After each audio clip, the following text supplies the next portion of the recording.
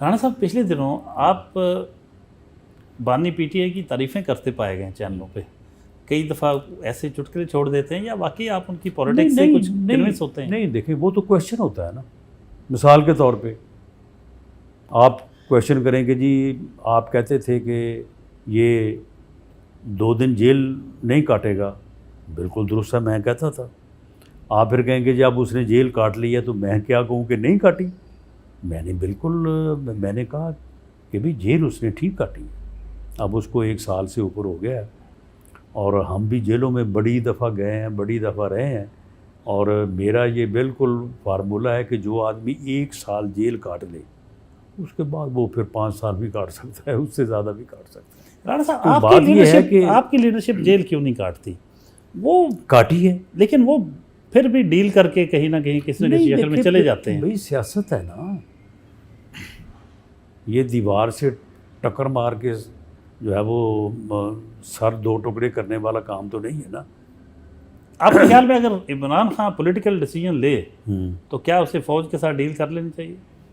فوج اس کے ساتھ ڈیل کرنے کو تیار نہیں ہے، ورنہ وہ تو چاہتا ہے، وہ تو آج بھی اس کوشش میں ہے کہ اسٹیبلشمنٹ اس کے ساتھ ڈیل کرے.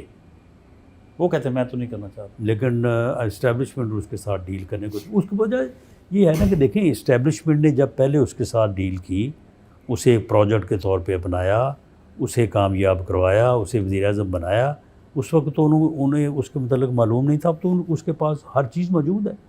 ایک فارمولہ اب جو دیکھیں نا، 2 دفعہ تو کسی سوراخ سے کوئی ڈسا نہیں جاتا. اب اسٹیبلشمنٹ اس کے اوپر اعتبار کرنے کو تیار نہیں ہے. اب اس کے لیے ایک ہی راستہ ہے کہ وہ اپنی برادری کے ساتھ، یعنی پولیٹیشنز کے ساتھ، سیاسی جماعتوں کے ساتھ بیٹھ کے رولز آف گیم طے کرے، اور طے کرنے کے بعد دیکھیں اگر جب وہ بیٹھے گا نا پولیٹیشنز کے ساتھ، پولیٹیکل پارٹی، کوئی نہ کوئی حل نکل آئے گا. اب دیکھیں کتنی ٹینشن تھی کہ ہم نے اس کے خلاف عدم اعتماد کیا، اس نے ہمیں امریکہ کا ایجنٹ قرار دے دیا اور کہا کہ جی انہوں نے میری حکومت ختم کی ہے.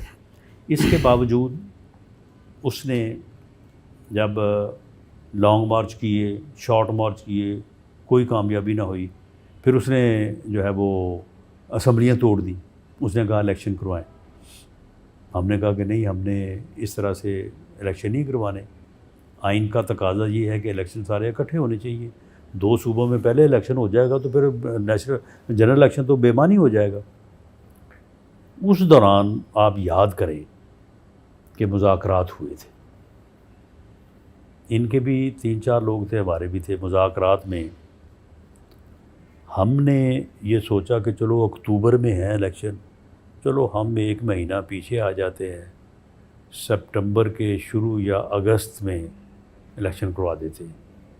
ہمارا یہ خیال تھا کہ یہ مئی پہ اڑے ہوئے تھے، یہ کوئی میرا خیال فروری مارچ کی بات ہے 2023 کی. تو ہم نے کہا کہ یہ تھوڑا آگے آ جائیں تو یہ اگست -+ جو ہے نا الیکشن ہو جائے. مذاکرات ہوئے، مذاکرات میں طے ہو گیا کہ میرا خیال ہے جولائی کا آخری ہفتہ یا اگست کا پہلا ہفتہ. تو ان کی جو ٹیم تھی انہوں نے کہا کہ جی ہمیں خان صاحب سے پرمیشن لینے دیں تو باقی یہ ٹھیک ہے. اگر وہ معاہدہ ہو جاتا تو پھر الیکشن ہونے تھے، یہ نہ 9 مئی ہوتا، نہ یہ باقی سارے معاملات ہوتے. وہ جب خان صاحب کا انہوں نے کہا نو کمپرومائز، نو ڈائلاگ، نو ایگریمنٹ. رانا صاحب جیل نے کیا عمران خان کو کچھ سکھایا؟ اب دیکھیں ریئلائزیشن تو ہو رہی ہے. ایک وقت میں وہ محمود اچکزئی کی نقلیں اتارتے تھے، ایک وقت میں مولانا فضل الرحمان کو کہتے تھے کہ یہ مولانا ہے ہی نہیں، ان کو مولانا کہنا گناہ ہے. ادھر وہ اب جیل جانے کے بعد ابھی وہ محمود اچکزئی کو اپنا پریزیڈنشیل کینڈیڈیٹ بنایا. مولانا فضل الرحمان کے دروازے پہ ہر وقت ان کی جماعت کے لیڈر نظر آتے ہیں. تو کیا آپ سمجھتے ہیں کہ مستقبل میں ایسا بھی ہو سکتا ہے کہ وہ مسلم لیگ نون اور پیپلز پارٹی کے ساتھ بھی ہاتھ ملا لیں؟ اس طرح کے وہ یو ٹرنز جو ہیں وہ تو لیتے رہتے ہیں، لیکن بنیادی طور پہ جو سیاسی فلسفہ ہے، جس طرح سے میاں نواز شریف نے 21 اکتوبر کو جب وہ پاکستان تشریف لائے تو بہت بڑا جلسہ تھا لاہور میں، پورے پاکستان کی نمائندگی تھی، پوری قوم سن رہی تھی، لائیو جا رہا تھا۔ تو انہوں نے کہا کہ میرا 40 سالہ سیاسی زندگی کا نچوڑ ہے کہ ملک جس صورتحال میں اس وقت آن پہنچا ہے، سب سے مراد political parties plus judiciary plus establishment, سب کو سر جوڑ کے بیٹھنا چاہیے اور ملک کو اس دلدل سے نکالنا چاہیے۔